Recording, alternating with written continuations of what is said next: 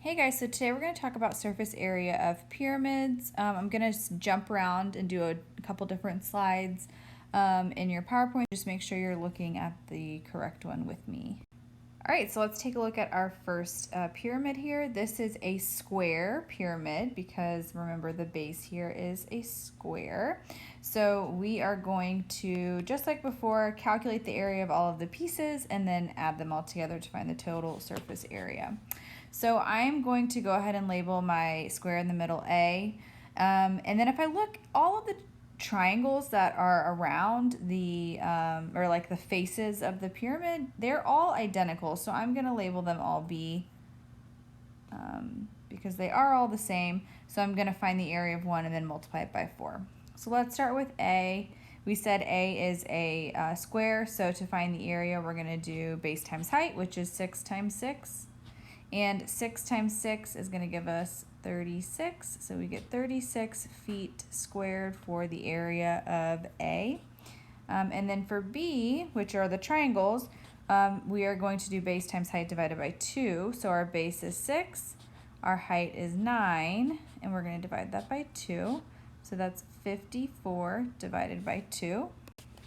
And 54 divided by 2 is going to give us 27 feet squared. All right, so remember there are 4 B's, so we're going to take 27 and multiply it by 4 to get the total area of all of the B's, which is going to give us 108 feet squared.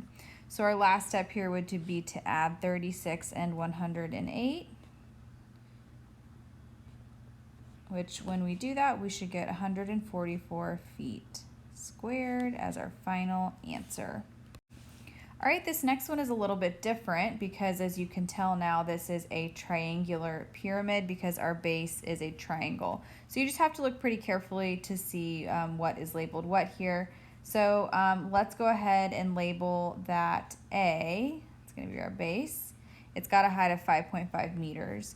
Now, if we look, we do have a different height for the triangles around, so these are all going to be B. They just labeled one of the faces, but all of the faces are going to have the same height, and then they will also all have the same bases, which would be 17.9. So if we look at our first triangle, which is A, we're going to do base times height divided by 2, so I'm going to kind of highlight that so we can see it carefully.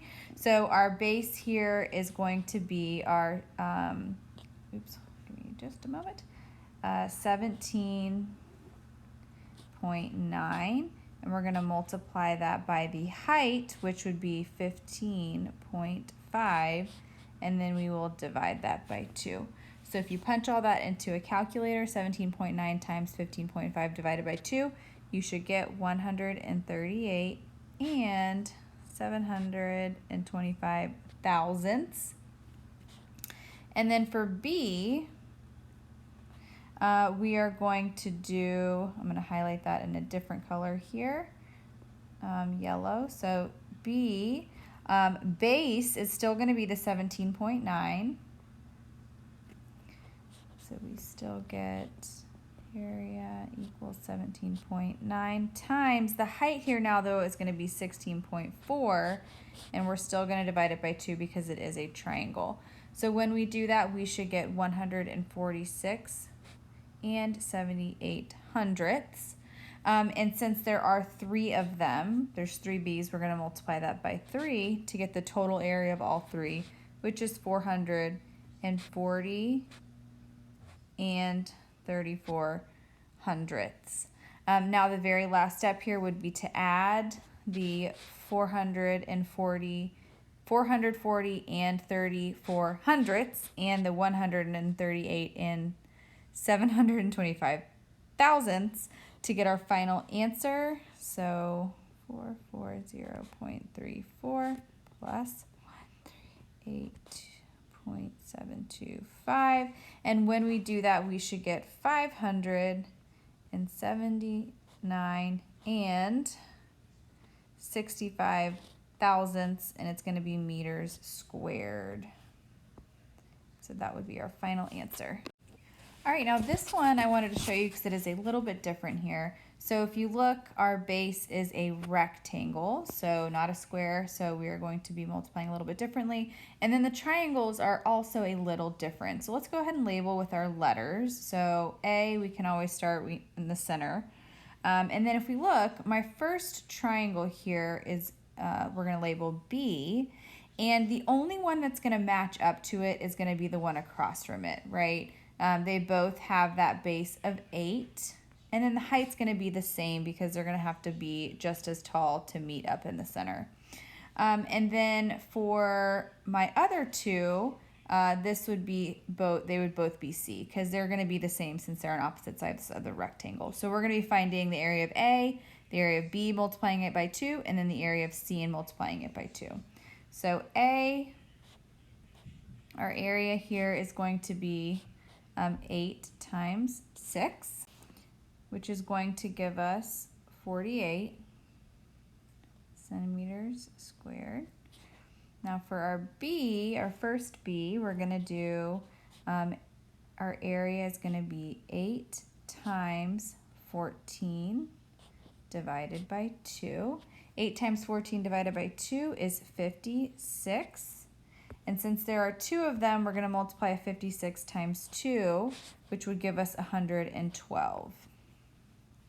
Now for C, our last triangle, we are going to do, our base is 6 times 12, which is the height, divided by 2.